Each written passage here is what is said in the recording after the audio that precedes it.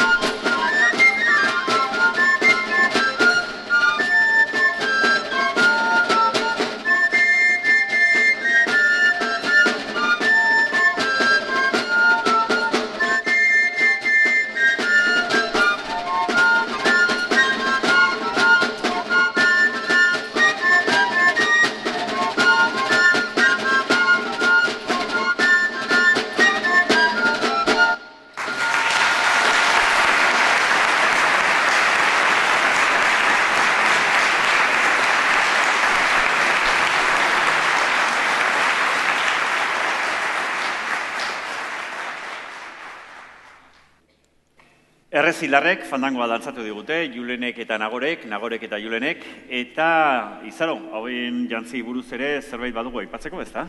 Bai, noski, Donostiako San Telmo museoan dauden 19. mendeko jantzi batzuetan oinarritu dira, hain dotore jantzirik ikusten dituzuen soineko hoiek egiteako orduan. Ikusi duzue, erabat dotore etorri direla Julen eta Nagore, eta dagoeneko dantzarako prest daudela berriro, ez dala? Aurrera ba!